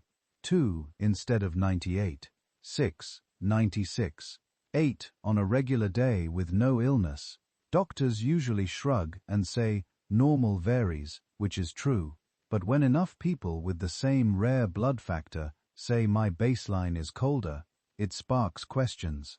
Alongside that, many describe poor circulation, cold hands and feet, even in warm weather, a tendency toward feeling chilled when others are comfortable. Some connect this to that eerie sense of being out of phase with their surroundings physically, as well as socially. Their bodies aren't quite running on the same thermal settings as everyone else's. Sunlight sensitivity is another recurring theme. Rh-negative individuals talking about burning easily, feeling drained by intense sunlight, or needing sunglasses more often than people around them. Light that others call pleasant feels harsh, overstimulating, almost aggressive. In extreme cases, they describe headaches, dizziness, or fatigue after only brief exposure. Skeptics point out that fair skin, eye color, and latitude explain a lot of this, and that's true. But even controlling for those factors, the anecdotes stack up. I'm not the palest one in my family, but I'm the only one who gets wiped out by the sun. Again, not proof, but a pattern. Then there's the controversial claim, higher intelligence. You can find Rh-negative communities confidently asserting that they have higher IQs on average. They point to famous historical figures, rumored to have Rh-negative blood. They collect stories of strong analytical abilities, intense curiosity, and an almost compulsive drive to figure things out. The scientific evidence here is thin and fragile. Large-scale, well-controlled studies linking Rh factor directly to IQ simply don't turn in any definitive way. A few small studies have tried to connect blood groups, including and Rh to cognitive traits, but their results are inconsistent, often statistically weak, and rarely replicated. And yet the belief persists, fueled by self-perception and the types of people who end up asking about their blood type in the first place. People who already question the world, people who already feel mentally out of step. Is Rh-negative blood actually linked to higher cognitive capacity? Or is it that introspective analytical people are more likely to notice and obsess over being Rh-negative? To untangle this, we can look at the broader landscape of research on blood types and personality. In Japan and parts of East Asia, there's a long-standing cultural fascination with the idea that blood types correlate with temperament. Type A is meticulous and anxious, type O as confident and outgoing, and so on. Psychologists have tested these claims repeatedly. Most large studies find little to no robust correlation once you account for biases. People tend to interpret their traits to match what they have been told about their blood type, a powerful form of confirmation bias. When researchers have looked at personality, using established models like the Big Five, openness, conscientiousness, extroversion, agreeableness, neuroticism, the links to blood type are usually weak or non-existent. The Rh factor has been even less studied in this context, partly because it's medically important, but socially invisible. No pop culture, no stereotypes, no decades of expectation to warp how people see themselves. That makes Rh-negative claims more interesting. There isn't a century of cultural conditioning telling Rh negatives they should be psychic, intuitive, or alien feeling. Those narratives are relatively new, emerging from grassroots online communities, not ancient myths. The traits may still be shaped by suggestion, but the suggestion itself is young and rapidly evolving. So where does the line fall between what's documented and what's anecdotal? Documented. Rh-negative blood is a minority trait, more common in some populations than others. Documented. It creates genuine medical complications in pregnancy and transfusions. Documented. Some minor physiological differences, like slightly different risks for certain diseases, have been reported in the literature, though results can conflict. Anecdotal, the cluster of psychic experiences, empathic sensitivity, and outsider psychology that many Rh negatives describe. Anecdotal claims of consistently lower body temperature and unusual sun sensitivity. Anecdotal, the insistence on higher IQ or advanced cognitive abilities. The honest answer is that right now, these belong to the gray zone, not proven, not disproven, not rigorously mapped. The data is scattered, personal, emotional. It lives in comment sections and journal entries, not in double-blind trials and peer-reviewed charts. But if these patterns are real, even partly real, why might they exist? One possibility is purely genetic and mundane. The Rh factor isn't just a label. It's a protein involved in how red blood cells handle certain molecules, including possibly ammonia and CO2. Subtle differences in blood chemistry could, in theory, ripple into differences in brain, metabolism, thermorelation, or sensory processing. Not enough to create a different species, but enough to nudge perception and physiology in a slightly different direction. Another possibility is selective history. If Rh negative frequencies rose in certain isolated populations, perhaps they carried along clusters of other genes linked by proximity on the chromosome that affected the nervous system, immune function, or hormone regulation. A blood factor hitchhiking with a specific cognitive style.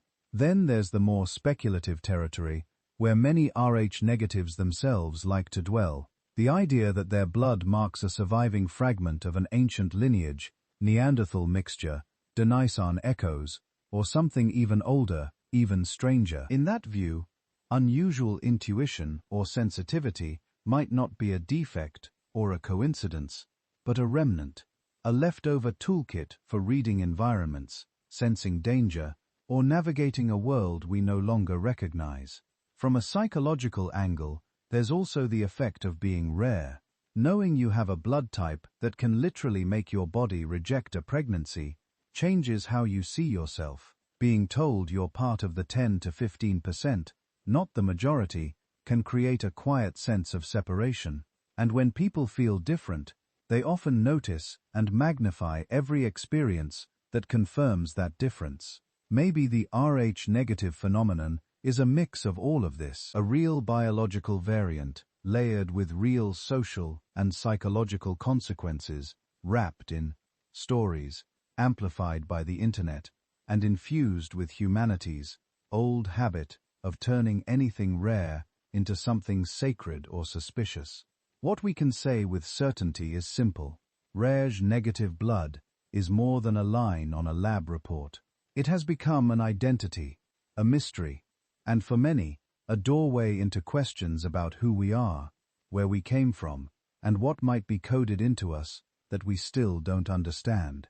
Mainstream science starts in a very different place from ancient gods, lost continents, or alien engineers. It starts with something far less dramatic, but no less powerful.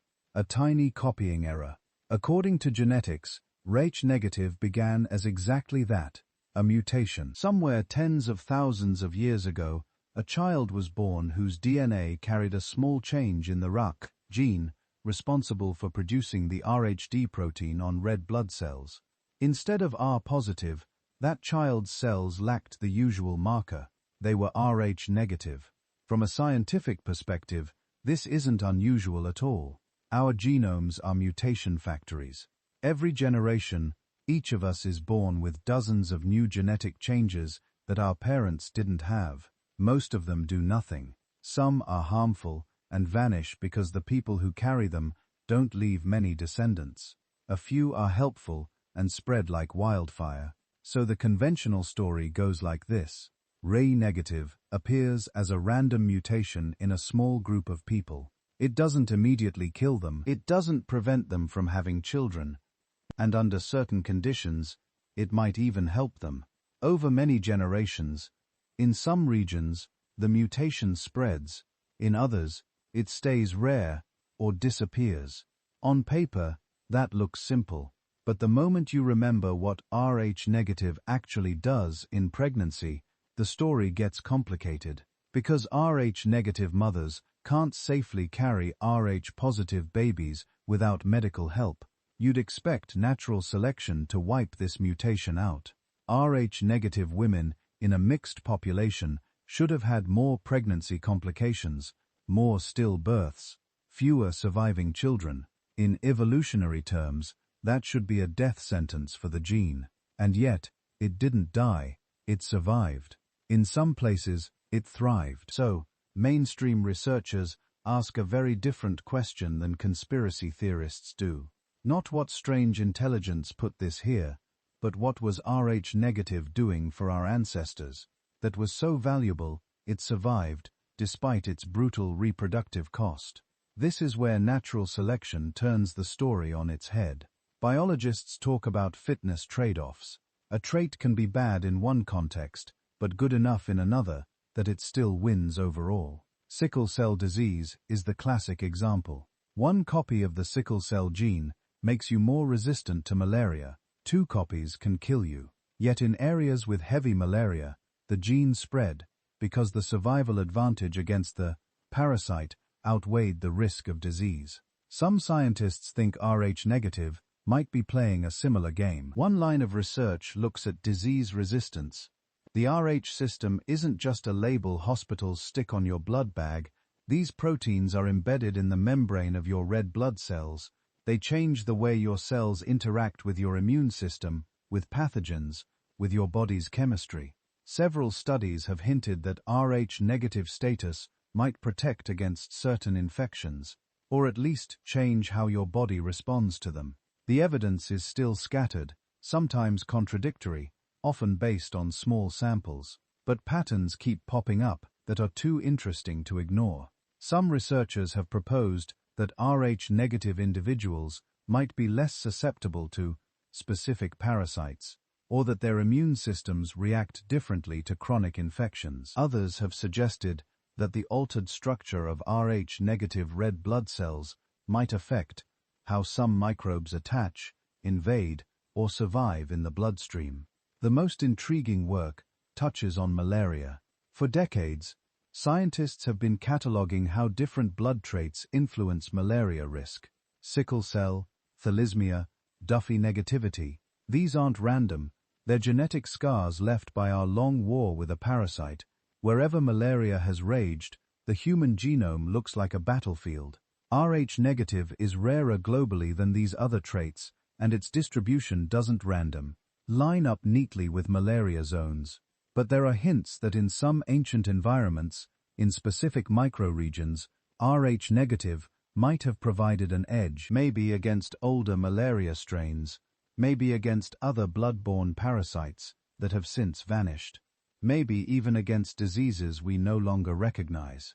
If Rh-negative gave just a modest survival advantage in one of those ancient hot zones, a higher chance of living to adulthood, a slightly better resistance to a lethal childhood disease, then evolution suddenly stops seeing it as the pregnancy problem and starts seeing it as the survival upgrade that sometimes comes at a cost. Multiply that over thousands of years, and a paradoxical pattern emerges.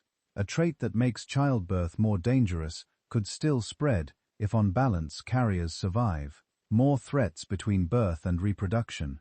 But disease resistance isn't the only explanation mainstream science offers. Another major theory is population isolation. Imagine a small group living in a rugged, hard-to-reach region. Mountains, valleys, caves, islands. In that group, by chance, a higher percentage of people carry the RH-negative mutation. They marry within the group. They have children within the group. Over time, the mutation stops being rare. It becomes common, maybe even dominant. This is what geneticists call a founder effect. A few individuals with rare variations start a population. Because of isolation, their genes shape the entire group's genetic profile. This kind of process could help explain places like the Basque country, where RH-negative levels are unusually high. According to mainstream theories, you don't need visitors from the stars or survivors of Atlantis. You just need a few founders carrying the mutation, a little isolation, and a lot of time. Within this framework, the RH-negative map starts to look less like a cosmic clue and more like a record of ancient human movement and separation. Pockets of high RH-negative frequency become hints of old bottlenecks, old refuges, old communities that stayed apart just long enough for their genetic quirks to become defining features. So what does science actually explain? Well, it explains how RH-negative could appear, random mutation. It explains one powerful way it could spread, a trade-off where survival advantages in certain environments outweighed the reproductive hazards. It explains why we see regional clusters, founder effects, and population isolation during times when groups were small, scattered, and often cut off from one another. It even explains some of the strangest parts of the story. The fact that RH-negative is common in some Indo-European populations, but rare in others, that it can sit at low levels in many regions for millennia without vanishing. But modern medicine has dramatically changed its evolutionary fate by protecting our age, incompatible pregnancies that nature once punished. But there are still shadows on the map. We don't yet know exactly what, if any, concrete disease resistance RH-negative provides. Studies are ongoing, results are mixed, and many of the most tantalizing ideas remain hypothesis, not hard proof. We don't know precisely when or how many times the RH-negative mutation appeared. We don't fully understand why its distribution looks the way it does today, with some regions showing spikes that simple drift and isolation don't fully satisfy. Mainstream research doesn't claim to have all the answers. It offers frameworks, probabilities, models that make RH-negative less of an impossibility and more of an extreme outlier in a system already full of strange genetic trade-offs. In other words, science can tell us how RH-negative might have emerged, how it might have survived, and why it might cluster where it does. But whether that story is complete, or whether RH-negative is still whispering about forgotten epidemics, lost populations, or evolutionary gambles we haven't yet decoded, that part remains open. And where science leaves questions, mystery quietly slips back in. From the moment you were conceived, something started writing inside you. Not with ink, not with language, but with molecules, chemical marks laid down on your DNA, like invisible annotations in the margins of a book. Some came from your parents, some from your grandparents, some perhaps from people who lived and died so long ago their names were never spoken aloud. This is the territory of epigenetics, and it raises a question that should not be possible. How much of your past is in your blood? And how much of your ancestors lives, still moves in you? For most of the 20th century, genetics seemed simple enough. Genes were blueprints. You inherited eye color, height, maybe a predisposition to certain diseases. Your DNA was your hardware. Your life experiences were your software. Two separate layers, never mixing. Then researchers started finding things that didn't fit that clean separation. Starving pregnant women during the Dutch hunger winter of 1944 gave birth to children who grew up with altered metabolisms, higher risks of obesity and heart disease. Those children passed similar risks to their own children, even if they themselves never went hungry. Something about the experience of famine had been recorded and transmitted not as a new gene, as a new pattern of switches on existing genes. This is epigenetics. Not changing the letters of DNA, but changing which parts are read, when, and how strongly. Tiny chemical tags, methyl groups, acetyl groups, attach to DNA and to the proteins that package it. They can silence genes or amplify them. They can lock stress responses on high alert or damp them down for a calmer life. And some of these tags don't reset with every generation. Some slip through the reset process and show up in children and grandchildren. It's not memory in the way you remember your first day of school, but it is memory in the sense that your body has a record of what your lineage has been through. Famine, trauma, toxins, abundance, safety, all leaving faint chemical fingerprints. Once you accept that, another thought follows. Well, if the body can carry imprints of experience, how far does that go? Across cultures, across millennia, humans have treated blood as if it carried more than red cells and oxygen. Blood was lineage, honor, sin, oath, blessing. When ancient priests sprinkled blood on altars, when warriors swore blood oaths, when kings insisted on pure bloodlines, they weren't talking about alleles and antigens. They were acting as if blood itself held some deep identity code, a kind of living archive. In Mesopotamia, blood was used in rituals to bind the living to gods and ancestors.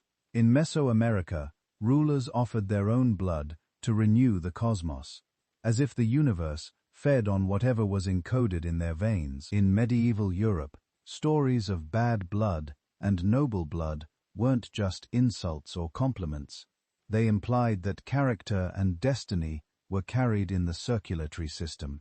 Whether anyone understood the biology or not, modern science shrugs at that. Blood is tissue. It carries cells, nutrients, hormones.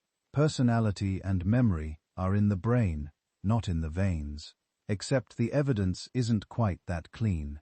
Heart transplant recipients sometimes report startling changes after surgery. New cravings, new fears, odd flashes of images that feel like memories but aren't theirs. A lifelong vegetarian suddenly wants fried chicken. Someone who hated classical music develops an obsession with it, only to discover the donor was a devoted violinist. Most of these stories are anecdotal, impossible to test under lab conditions, easy to dismiss as coincidence, suggestion, trauma response, and yet there are enough of them that researchers have given the idea a name: cellular memory.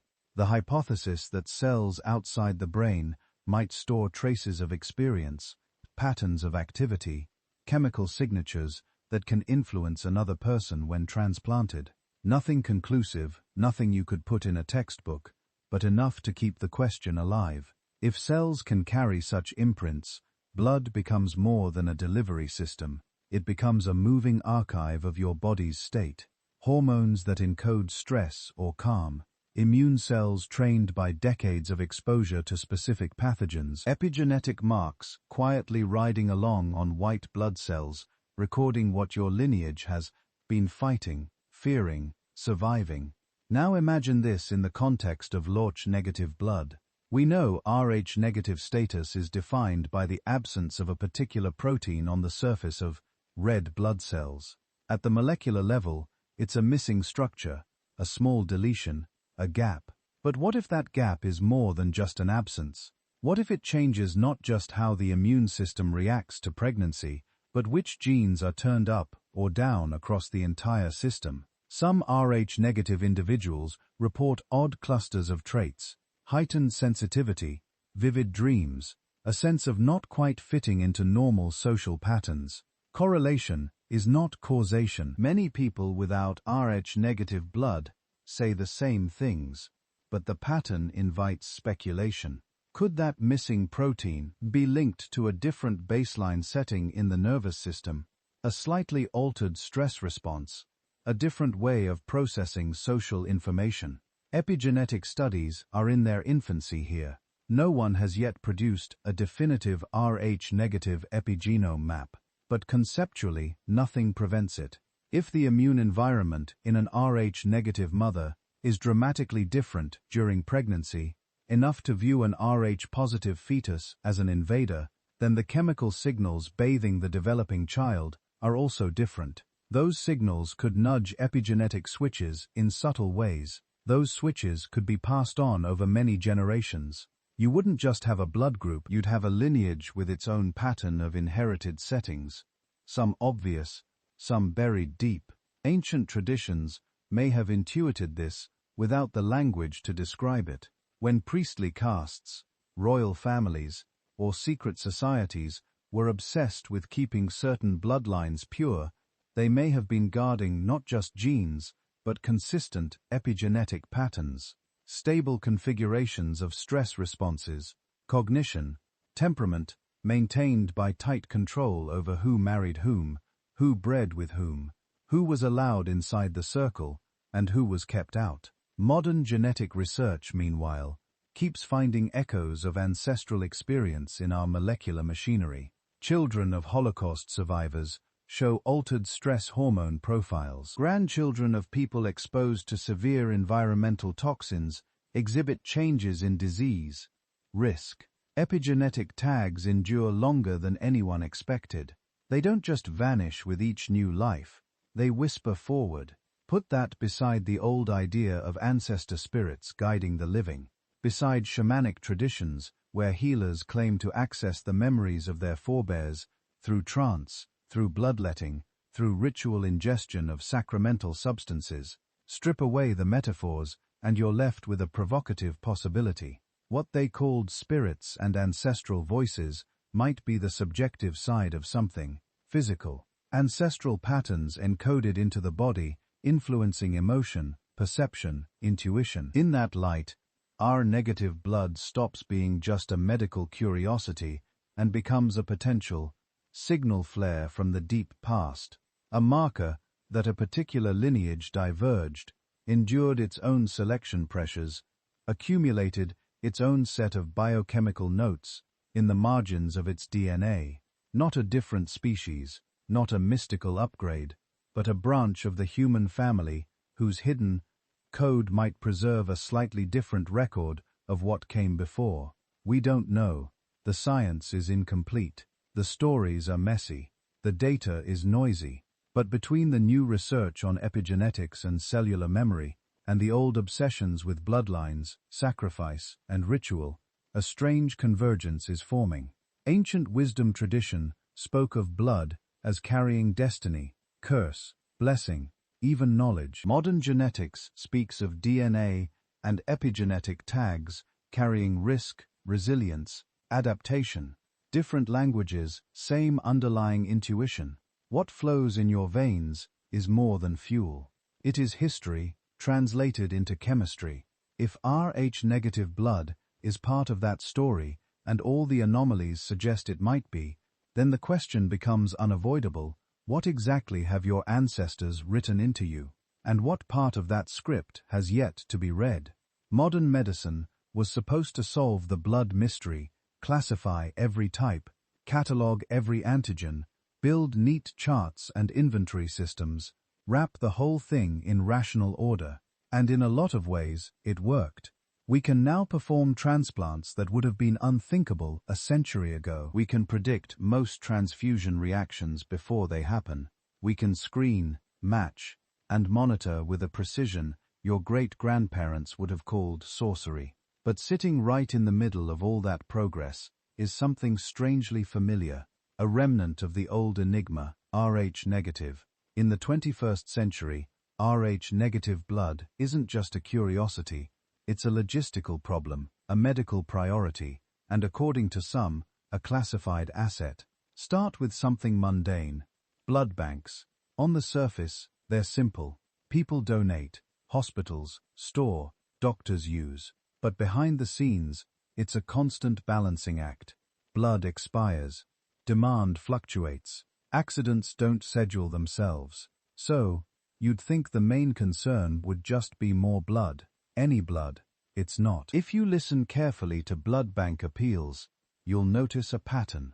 They don't just ask for donors, they beg for specific donors. We urgently need O-negative.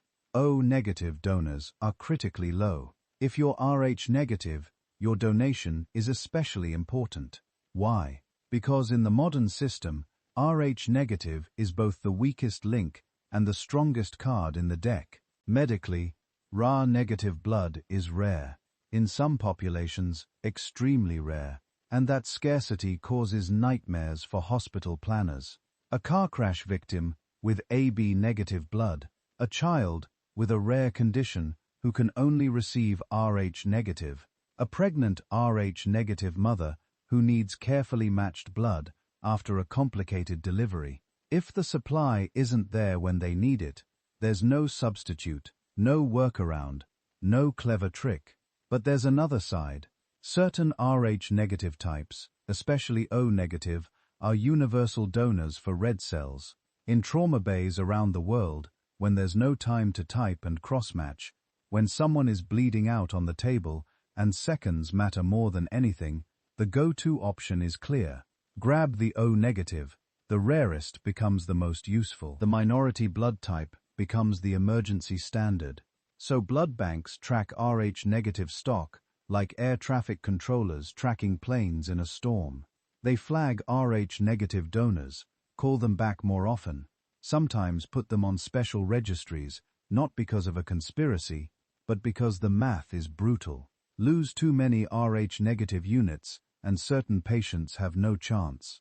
That's the surface story. Logical, practical, documented. But in the shadows of that reality, another narrative has been growing. Conspiracy forums, late-night radio shows, obscure blogs from the early days of the internet all whisper versions of the same idea, that governments and private institutions have a special undisclosed interest in Rh negative individuals, that the blood bank's urgency is only the public-facing side of a much quieter obsession. Look at the claims, and a pattern emerges. People allege that Rh negative donors sometimes get VIP treatment without explanation, faster processing, more frequent follow-up, oddly detailed questions about their health and family history. Some say they've been approached about special programs or research projects that aren't clearly explained. Others insist their Rh negative status seems to show up in unrelated paperwork, military files, or medical records, where officially it shouldn't really matter. Most of this is anecdote, stories traded in comment sections, and long rambling forum posts. But the sheer volume of them raises a question. Is it all just pattern-seeking in a connected world? Or is there somewhere behind the bureaucracy a quiet classification that treats R negative blood as something more than just a rare type? Because once you accept that Rh negative is medically valuable, it isn't a huge leap to imagine someone asking, what else could it be valuable for? That's where the stranger theories show up. There are claims never proven, always deniable that Rh negative blood has been used in classified research, experiments on extreme environments, radiation resilience, high-altitude physiology, projects that sound like they came straight out of Cold War science fiction. Think pilots flying higher than commercial jets, submariners spending months in sealed metal shells, astronaut candidates being pushed past the limits of normal endurance. If your job was to find every possible edge, every possible variant of human biology that might perform better in stress, would you test Rh negative people just in case? Some say that already happened, that certain military or intelligence programs quietly screened for Rh factor, not officially, not on the brochure, but in the back room where the real decisions got made. Then there are the more speculative branches, rumors that Rh negative blood responds differently to certain pathogens, that it might have unusual properties under microgravity, that it behaves oddly in vitro under specific electromagnetic conditions. None of this is supported by mainstream peer-reviewed science, but the idea that somebody somewhere might be running those experiments, that's harder to dismiss outright. Human curiosity, especially when backed by defense budgets, rarely leaves a stone unturned. While official institutions remain mostly silent about any special interest beyond transfusion logistics, another phenomenon has exploded out in the open: RH-negative communities. Search the phrase, and you'll find them. Forums, social media groups, private networks. Thousands of people scattered around the planet, linked not by culture or language, but by an invisible antigen they don't have. They compare notes. My temperature always runs low. Anyone else? RH-negative noticed that I've never needed much sleep. Is that a thing? I get this weird feeling around certain places, like I've been there before. Is that just me? People share health patterns, sensitivities, allergies. Some talk about an intense reaction to certain vaccines or medications. Others describe feeling different their whole lives. And only after a routine blood test do they finally have a label for that difference. Out of that stew of experience, myths grow fast, claims of higher intuitive ability, strange coincidences, an unusual number of RH-negatives in certain professions, pilots, nurses, emergency responders, intelligence work. Hard data is scarce. Self-selection and confirmation bias are everywhere, but the conversations themselves are revealing. They show a global population quietly trying to reverse engineer its own identity. Modern genetic testing has only poured more fuel onto that fire. Consumer DNA services promised simple things: ancestry breakdowns, ethnicity estimates, fun facts about your Neanderthal percentage, but people sending off their spit kit started to notice details that didn't fit neatly into the glossy dashboards. Some RH-negative individuals see unexpected clusters of archaic DNA, Neanderthal Denisvan, or unknown archaic signatures slightly higher than average for their region. Others find weird statistical outliers in immune system genes, blood traits, or oxygen processing. The reports themselves usually don't say, "This is because you're RH-negative."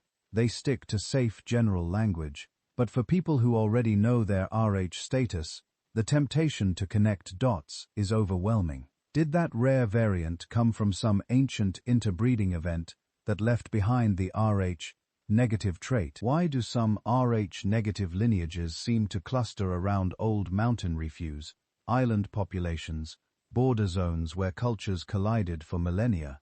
Is this just geography and chance, or a faded echo of something more deliberate in our past? The genetic companies don't answer those questions. They can't, and maybe they won't. Their public reports are cautious, carefully worded. When anomalies show up, they call them noise, insufficient reference data, or unresolved population structure. But in a world where every scrap of data is monetized, one detail lingers in the background. The raw genetic files these companies collect aren't just used for your ancestry map. They're often licensed in anonymized form to pharmaceutical giants, biotech startups, and yes, sometimes government-linked research groups. The official goal: better medicine, better drugs, better understanding of disease. Still, if you step back and look at the bigger picture, a new question emerges.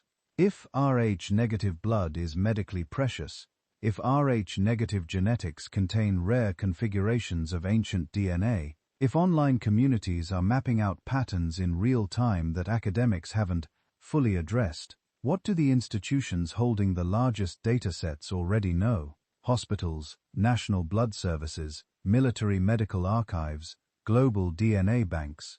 They sit on oceans of information about blood types, health outcomes, rare variants. When they publish, they show us the tip of the iceberg. Trends that are safe, useful, easy to explain. But under the surface, in the raw tables and unreleased correlations, could there be patterns they haven't shared yet? Maybe the answer is entirely ordinary.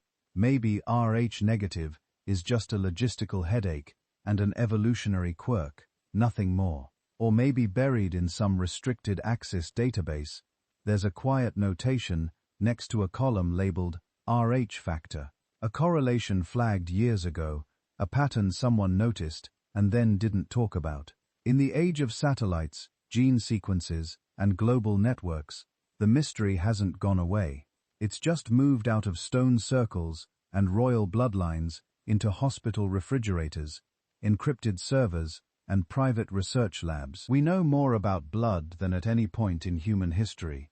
And yet, with RH-negative, the simplest question still hangs in the air. What exactly are we not being told? For all our technology, for all our gene sequences and supercomputers, blood still keeps secrets. We've walked through laboratories and legends, maternity wards and myth. We've watched red cells become battlegrounds when an RH-negative mother carries an RH-positive child. We've seen how one tiny protein on the surface of a blood cell can turn pregnancy into a high-stakes negotiation between life and death. That part is solid, testable, repeatable. Medicine depends on it. But then the trail gets blurry. We followed the RH-negative thread into the Basque country, where an isolated people somehow carry some of the highest RH-negative frequencies on Earth. We found it woven through European royal families, whispered about in conspiracies, and dynastic charts. We traced it back into stories that shouldn't matter in a modern world, but somehow refused to die. Nephilim bloodlines, fallen beings, watchers that came down instead of up. We looked at the ancient astronaut hypothesis and the idea that something non-human might have edited us, leaving a blood type that looks more like a system error than a smooth evolutionary step. We explored Atlantis not as a confirmed city on any map, but as a symbol of lost civilizations that might have been advanced, organized, and utterly erased, except maybe in the pattern still hiding inside our DNA. Then we turned to mainstream science and asked a simple question: does any of this prove that RH-negative blood is alien or angelic or Atlantean? No. What we have are patterns, correlations, and a lot of uncomfortably open questions. We know RH-negative appears to be a clear genetic mutation. We know it probably arose in a specific population and then spread. We know most explanations involve ordinary evolutionary processes, drift, selection, isolation. We know there are plausible scenarios where RH-negative confers small survival advantages in certain environments, but we also know that none of those explanations closes the case. They gesture, they sketch possibilities. They don't fully answer why a trait that can literally kill your own offspring under the wrong conditions survived so successfully in some groups and not others. They don't explain the clustering, the odd overlaps with specific regions, lineages, and yes, to myths. So, the question shifts. Not what is the answer, but what kind of thing are we even looking at? Is it negative, just another quirk of human variation, no stranger than eye color or lactose tolerance, dressed up in mystery because we like good stories? Or is it a quiet signal, a reminder that human history, genetic history, is tangled, interrupted, and maybe not as straightforward as the textbook timeline suggests? That's where you come in.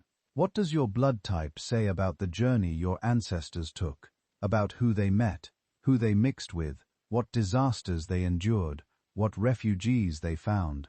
Are you RH-negative? Have you noticed anything unusual about health, perception, family patterns, or just the way people react when they find out? Because beneath all the theories, one thing is certain: your blood is a record. It remembers migrations you've never heard of, loves and losses that predate writing, catastrophes that shaped continents and cultures and never made it into any history book. It carries echoes of people who survived when they shouldn't have, in places you may never see. Some of that record science can now read. Some of it remains stubbornly opaque, locked behind layers of chance, selection, and time.